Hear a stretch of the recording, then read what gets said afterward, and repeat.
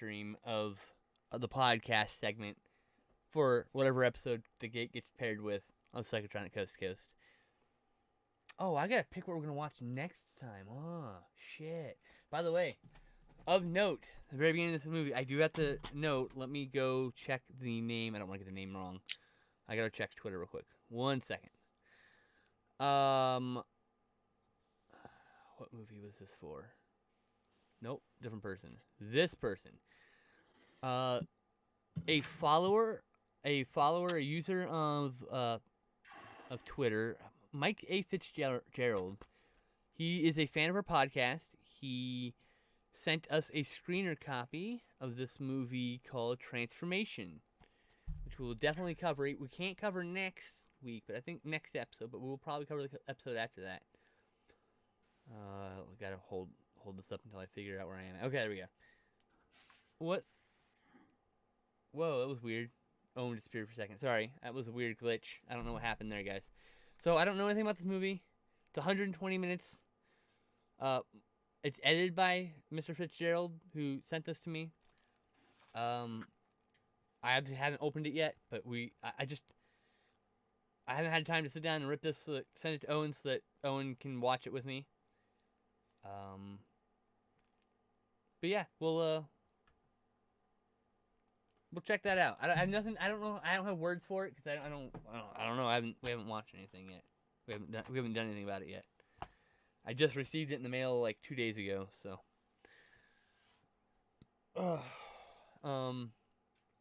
Okay, so are you ready to record this then? Yep. All right, here we go. 3, 2, 1. Ladies and gentlemen, boys and girls, and children of all ages, welcome to another episode of Psychotronic Coast to Coast. We are broadcasting live on Twitch.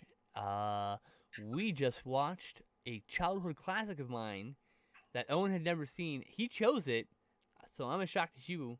He actually chose a good movie for once. Shocking, right? Yeah. Anyway, we watched The Gate.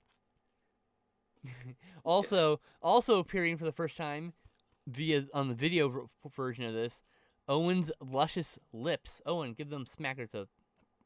No, he's hiding them. So if you're like, what the fuck? Owen looks weird. Like, it's because you haven't seen his lips in years. But there you go. He's got lips. And we all agree, I think we can all agree, he needs to keep his lips. Stop hiding them. No. They're very pretty lips. He's got pretty lips, man. How am I going to be a ventriloquist now? You get good at throwing your voice up, moving your lips? Yeah, that's extra work. That's extra work. Okay. Well. Oh, and why don't you take us through the gate here, huh? Okie dokie. Oh, Jesus Christ. What happened? I dropped buttons. It's all good. We're good. Keep going. I just dropped the Blu-ray. All right. It's all good. We're still recording. I'm not muted. It's all good. They can hear you. We're good. All right. Well, we meet Glenn and his friend Terry. If I remember right. For some reason, I'm blanking on the beginning now. It's Lord Terry. Yep. Whose mother died just like the year prior to this movie. Is explaining some dialogue later. So, Edgelord Terry's a bit of he's an edgelord. He's doing a lot of aggressive, kind of not cool things, a little fucked up shit, because he's trying to express through his grief, and he's not really getting the best parenting from his dad, who's pretty absentee. Well, it actually starts out with Glenn going to his treehouse because he hears like a baby, and then the treehouse falls over with him in it. But it's a dream. But when he wakes up, his treehouse had fallen over, and they're cutting up the tree, and he finds was it geode? It's a geode, I believe. And then it cuts to Terry being like, "Why didn't you tell me before they filled the hole in?" So they re-dig the hole up because he's looking for it, and they find a bigger geode because it's worth $100 or whatever. Yeah, they're actually worth money. Sorry, I'm just grabbing another water. And the parents end up leaving town. So, rule number 1, no parties. But of course, Glenn's sister, Al, as he calls her, Alexandra or whatever. Alexandra. What was the main character's name? Glenn. Okay, so Glenn, Terry, and Alexandra. Okay. No one else is important. Yeah. Of course, she throws a party. Of course, with lots of Pepsi, guys. So much Pepsi. I saw at least one 7-Up. Yeah, it's a PG-13 movie, so you must forgive it for not actually being edgy with that stuff. It's edgy in other ways. They use the word fag twice, I believe. One in a compound word, one by itself. And they say what, shit once. R word. Oh, and they say the retarded like twice, I think. Yeah. See, I can say the words in this context because I'm explaining the words. I won't use a racial slur in this context because that'll get me kicked off Twitch. But Twas the 80s. But these other words I can say because I'm expressing that these were said by these characters. I am not, of course, expressing any kind of affinity for these words. Let's be clear. Cover my ass there. Yes, it was 1985. So even if you go back and watch Monster Squad and Goonies, there's some, there's like, yeah, it's probably not okay. Type of language used by kids back then. It was a different era, Just how it is. Way more PC. We're way more conservative language-wise in this sense. More sensitive, I should say, language-wise nowadays. But that's neither here nor there. Shall we continue? Yes, I'm completely lost now. Okay.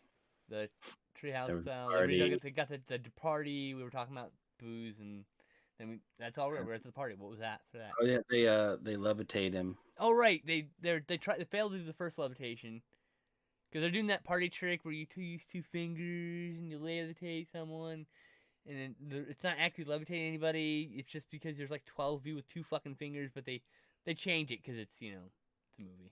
It's just two people. But he actually levitates. But they don't. They all just like ignore what happened. The effect is called the Doubting Thomas, which means when presented with proof of the paranormal, you will reason that there's another reason behind it. That is called Doubting Thomas. Yeah, but of course, Glenn is like freaked out. So the sister says that Terry can stay the night, and that's when shit starts kicking off. Fuck yeah. Glenn goes to go to the bathroom, or not Glenn, but Terry goes to the bathroom, and then he sees his dead mom downstairs, being like, "Come to me. I missed you." Oh. He goes and hugs her, and at the same time, there's shit going on. Moths. Is that when moths break the window, or is that a different night? That was way later. Oh, I swear there's something else going on at the same time with Glenn.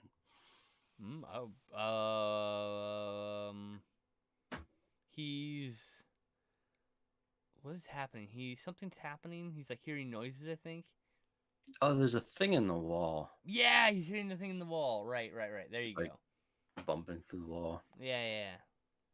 And then his dead mom turns into their dog, Glenn's dog, and he screams and he throws it on the floor, which apparently kills it. I think it was dead before then because the way it fell was pretty limp, dude. Well, it was a fake dog.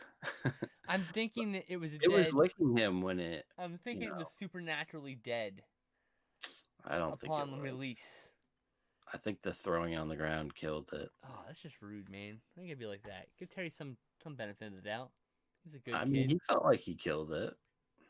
I did not. I was fucking with you. I'm joking with you, dude. No, I didn't think at all. So I thought it was supernaturally killed.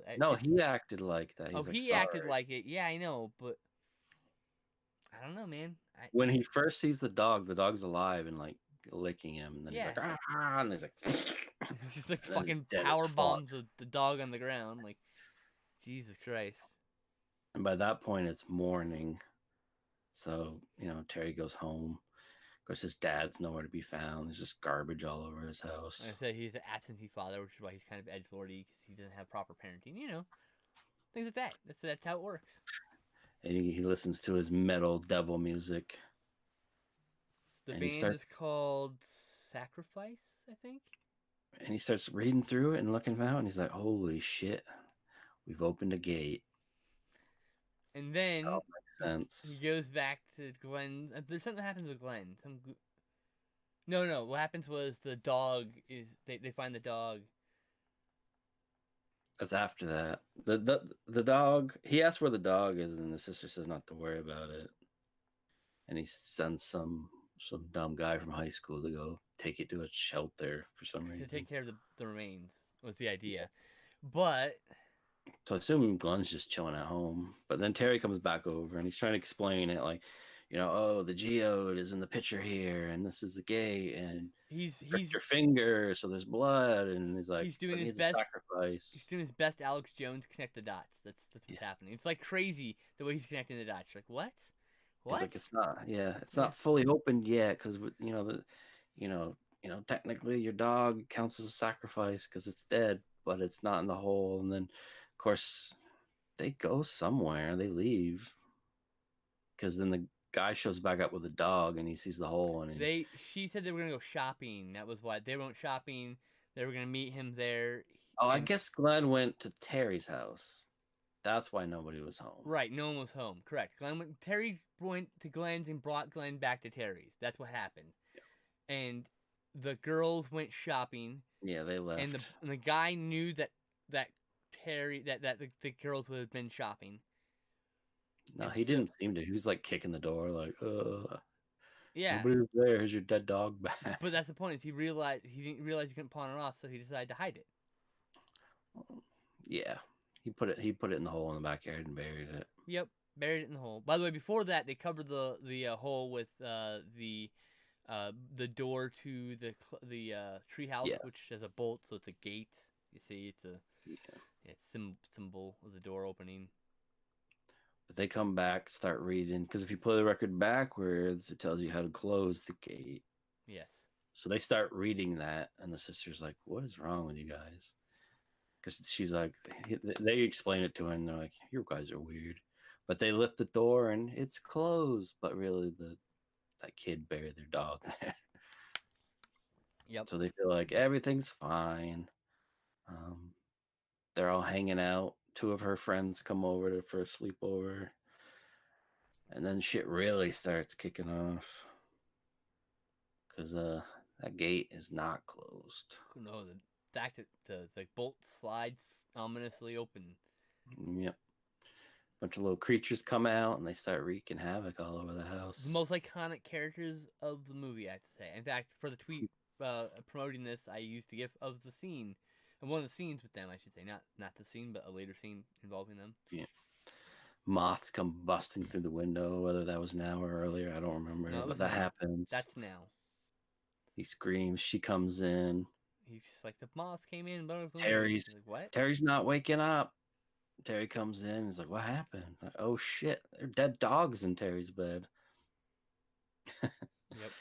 And then some giant monster arms start grabbing her from under the bed. 3 giant monster arms. Exactly 3 giant monster arms. From under the bed. And grabs her, yeah. So... In fact, what happens is they're grabbing at her. They all try to go for the door, and one elongates suddenly and grabs the girl and starts pulling her. That's exactly how it ends up happening. In fact, and I remember going, "Whoa, that's so cool!" Because I forgot how he elongated randomly. Like I hadn't seen this in many years. So yeah, and Terry's like, "We gotta go to the basement and get my sweet metal album. That'll tell us how to do it." Of course, when he picks it up, it bursts into flames. So they decide to use the Bible because they're demons. And they go out and he reads a passage, but then I guess I missed it, but Terry ends up in the hole. He fell in or got dragged in. Gets pulled in by arms. But, monster arms again. Little demons are biting him, but they pull him out. He doesn't know what passage to read, so he just says shit and throws the Bible in the hole. I love that part. It seals up. Like, done. Movie over. But it's not. The friends leave because some dudes show up to, I guess, drink soda. Oh, that's right. It looked like beer. It looked really bad beer, though. Like, it looked really low budget. Looks like real piss water. You know what I mean? Like, Jesus. Why did you even bother wasting money on that? Al's like, no, everyone leave. I had a rough night. I don't blame her. And Is this where they set a rocket off and have fun?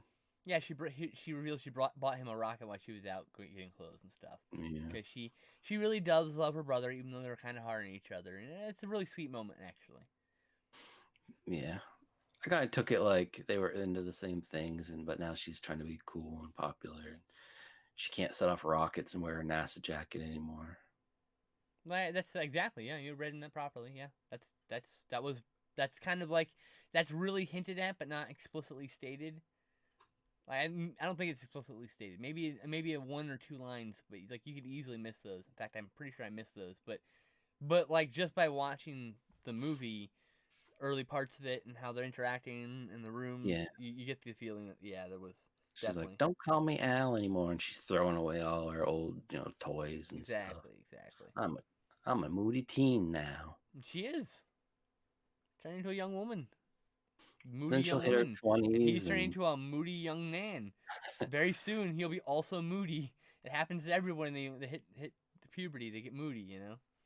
Just like it goes. Then you hit your 20s and realize, why am I bothering? I'm gonna go get my toys back. Exactly. Not everyone does that though. No, some people hit it in their 30s. To be fair. Some people never hit it. Like, I'm an adult now. I don't understand those people. Adults don't do that. I don't care. I don't talk to those people. Those people have no joy in their life. Those are the people who are like the fucking manager at Target who doesn't love his job but fucking does it anyway. He's the guy. He's the manager no one likes to have. That's that guy. But surprise, the thing they sealed out back wasn't the gate. Of course not. It was just a branch, I guess, of it. Yeah, because the real gate opens up in the fucking foyer, giant gaping hole, and our hero Glenn barely gets away from it. Because what happens is they're trying to get through. A zombie shows up first. Right, we missed that part. We got it back. He busts out the wall and he grabs Terry and drags him in, and the wall reseals. Yeah. And then he busts out later and grabs the sister as well. He tries to grab the sister. It falls. He does. No, it falls and comes into a million little creatures, remember? Yeah. And then they get chased around a bit. She holds the door closed. The little creature's trying to get through. The little brother goes downstairs. The stairs are disintegrated previously. Excuse me. Well, he goes in the closet to get the dad's gun, and zombie Terry bites him. Yeah, but that's when he tries to jump over the precipice, and the precipice opens up, and then No. The sister comes to help him with the being bit, and that's when she gets grabbed in the closet and dragged through the wall. Yeah, exactly. No, I'm saying, but that. And the foyer opens up. No, the ground opened up before then, I thought. No, he was by himself at that point. Oh, maybe he was. Okay, I think you're right. Anyways. No, I think you're right. My brain's just flipping things. But yeah, you're right. And I don't understand, maybe you know more, like why he gets the idea of grabbing that special rocket. It's something about a burst of power, supernatural power to like reverse the flow of the gate or something. It's talked about as like part of the process of closing the gate. Yeah. And so it's like a burst of energy, right? That was the idea. So a rocket is a burst of energy. An explosion is a burst of energy. And apparently the rocket is a firework rocket. I didn't know they made these, so maybe this is an 80s thing before I was able to do model rocketry. Maybe they're like, that's too dangerous. Let's not do that shit because it's fucking dangerous. Special thing his sister made. Yeah, and it's like, oh hey, look, let's. I have an idea. Let's shoot a small rocket filled with explosives. Like that doesn't sound like a good idea. And then she hit puberty, and they never set it off. Yes, that is the implication. But yeah, then she gets grabbed by the zombie there, and then dragged away. And then the giant demon, I guess the main demon. That's the demon lord. I can't remember the character's name. 4 or 6 arms. It's 4 arms with 2 tentacle arms. Technically 6 arms, but yeah, it's got 2 tentacles. It's fully stop motion animated. It's awesome. It's like the coolest thing in the movie. But it's weird. It grabs him by the head and then just drops him and leaves for a little bit. I don't remember why. Well, I mean, there doesn't need any more sacrifices. I don't know. I don't know why I don't care. There's a reason for it, and I can't. And I don't. And like I don't remember. It's like it's a really brief moment. And you're like, what? It's kind of like the little what moment in the movie Because then it comes back when he has the rocket, and then he blasts it, and Yeah. it goes inside of it, and then it's just like, man, that's nothing. Keeps going after him, but then it starts setting off, and light explodes out of it, and fireworks go off. And that's the transfusion of energy that was Yep, needed to seal the gate. yep. And then, of course, your happy ending. First, the dead dog's back, and then Terry and the sister come out. Yep. We don't know what happened to the friends. We assume they left. I'm pretty sure she kicked him out, like, just like, go. I think I've been so through some too. shit. Yeah, I think so too. But like, they all might be dead. Who cares? Doesn't I don't matter. think Family's so. still alive. Who cares? I think the dog should have stayed dead. I don't know. I think it really is a feel good moment when the dog isn't dead. You're like, oh yay, the dog. I mean, yeah, that's the point, but it's kind of like, really? Yeah, it's super cheesy. I mean, it's PG-13. It's a kids movie, you know. It'd been better if he was just left on the front porch. Like, how am I gonna explain this to mom and dad? The house is destroyed. My sister, my friend, and the dog are all just gone. And there's a sequel. That'd be an interesting start for the sequel, right? Like he didn't actually close the gate. He just defeated a guardian of the gate, and the gate's still open, and that'd be cool. But I don't know. I haven't seen number 2. I don't know anything about it. I'm just glad the house didn't fix itself, so at least they're gonna get into some shit. Yeah. Now, and they're hugging each other and the dog, and like I half expected the parents to walk in, like, what the fuck happened here? They got did one make fuck, right? They get one fuck word out of this. I did make the joke that when they were hugging the dog, that the friend would scream when he saw the dog and throw it on the ground again. Oh, I didn't even do it again. Shit. Come on, Terry. We know your Fuck. mom's dead. Terry, Jeez. you motherfucker. You don't need to kill our dog constantly. Stop. You killed him twice, you fuck. Terry out. Just leaves.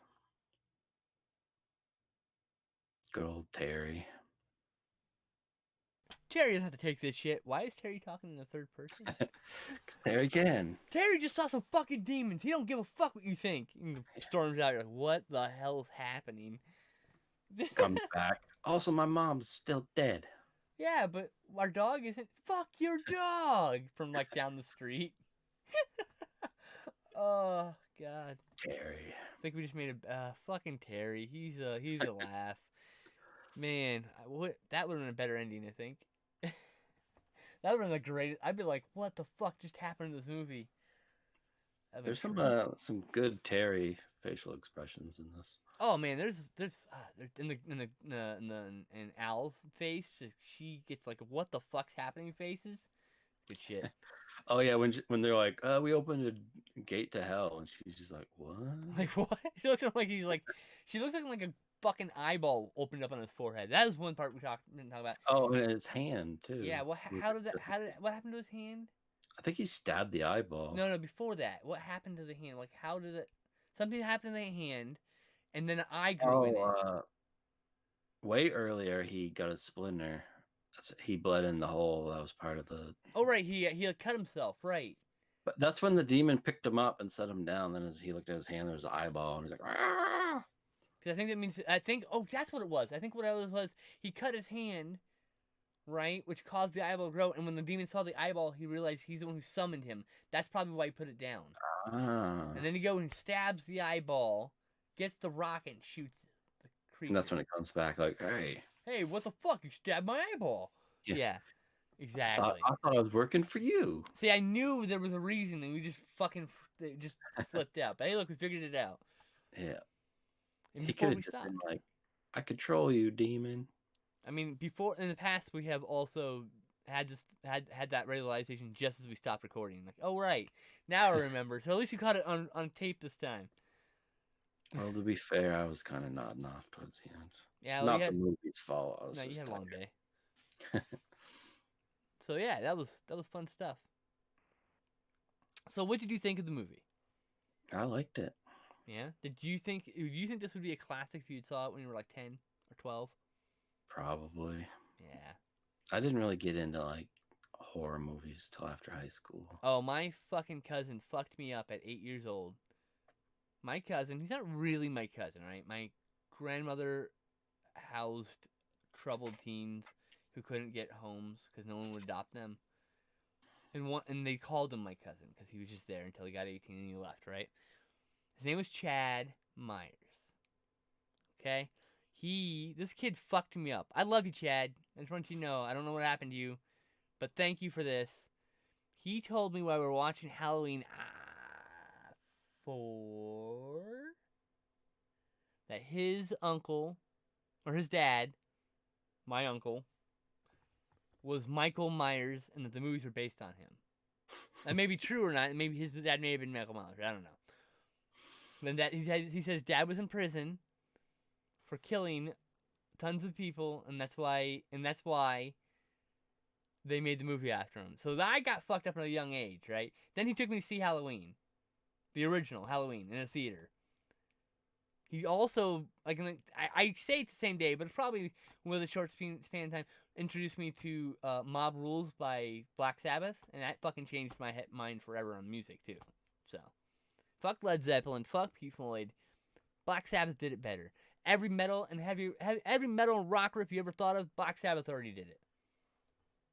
The end. So yeah. I've been a horror fan since I was like 8 or 9 years old. So when I saw this on TV when I was like 10, 11, 12, 13, 14, it aired a lot, right, in the 90s. I fucking love this movie. This is a classic to me.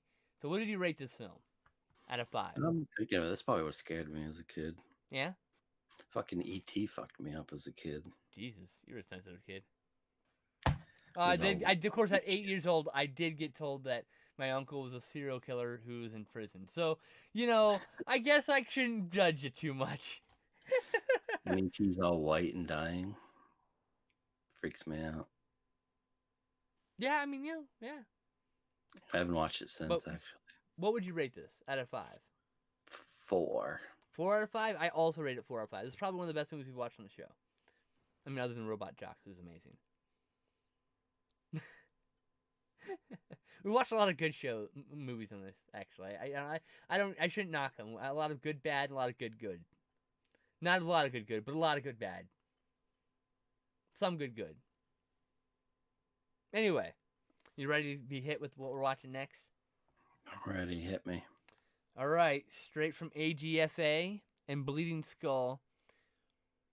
If Reanimator was shot on Long Island for the price of a used car, the Soul Tangler would be the result. Insane genius Dr. Anton Lupsky, I haven't seen the movie yet, so I couldn't tell you, has developed a drug that allows users to inhibit corpses and transform into rabid maniacs. Can reporter Kim Castle stop the carnage and save the species from annihilation? This epic of outsider filmmaking is a dreamlike wasteland that's punctuated with severed heads, evil beasties, and hooded slashers.